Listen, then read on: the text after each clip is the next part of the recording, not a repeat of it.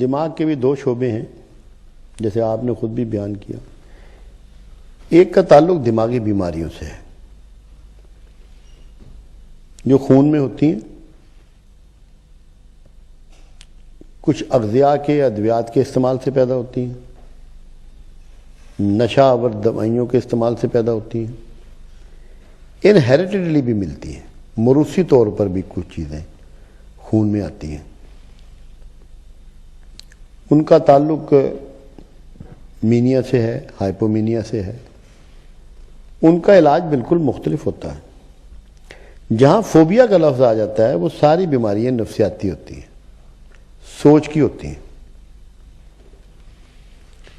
اس کے لیے بہت آسان بات رسول اللہ صلی اللہ علیہ وسلم نے فرما دی، ہم نے اس کو سمجھا نہیں.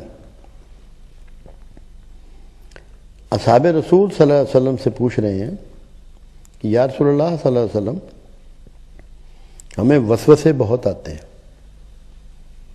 آپ نے فرمایا یہ عین ایمان ہے، یہ عین ایمان ہے. کیونکہ جب بھی آپ کسی اچھے کام کے لیے گھر سے نکلیں گے، سوچیں گے، ارادہ کریں گے، وسوسے آپ کو گھیر لیں گے. کیونکہ شیطان کو یہ ہوتا ہے خوف کہ یہ بندہ تو اچھا کام کر کے میرے ہاتھ سے نکل جائے گا، میرا شکار ضائع ہو رہا ہے. وہ امیڈیٹلی آپ کے ذہن میں نیگیٹو تھاٹس دینے شروع کر دے گا. اللہ کے رسول صلی اللہ علیہ وسلم نے اس کا کیا علاج فرمایا؟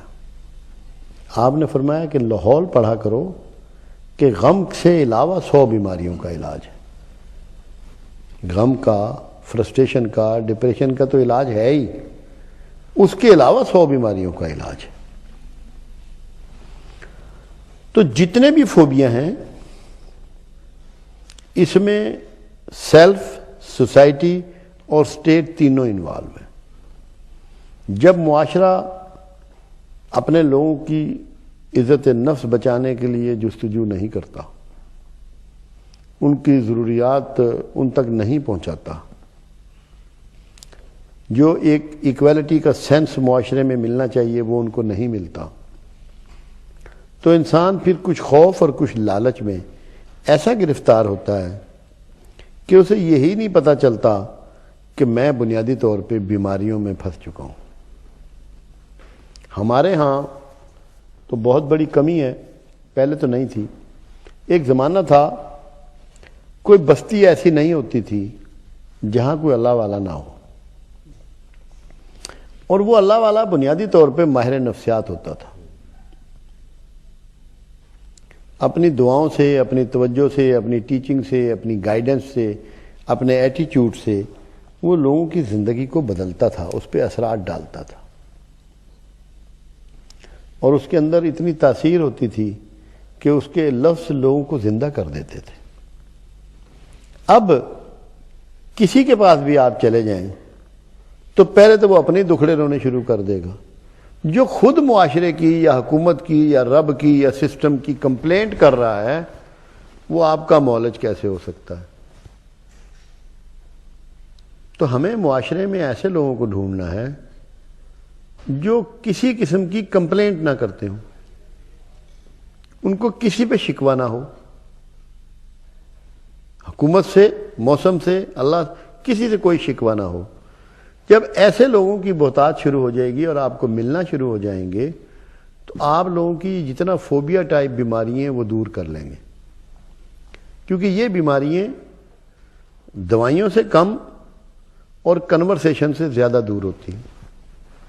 پھر آپ کو موقع دیا جاتا ہے کہ اپنا مافی الضمیر دوسروں تک پہنچائیں، اپنی بات بیان کریں، آپ کی پوری بات سنی جاتی ہے، آپ کو ریکگنائز کیا جاتا ہے. دیکھیں رسول اللہ صلی اللہ علیہ وسلم نے اخلاقی اچھائیوں میں تیمارداری کو بڑی اولویت دی کہ جب کوئی مریض ہے تو اس کی تیمارداری کو جاؤ، آپ سمجھ لیں کہ اس کو فرض تک کے سمجھ لیں، قریب بتا دیا. جیسے فرض ہے نا نماز، ایسے ہی تیمارداری کو ایک قسم کا فرض قرار دے دیا. اور فرمایا کیا؟ جا کے اسے خوشخبریاں سناؤ، مریض کو اس کی دلجوئی دلداری کرو.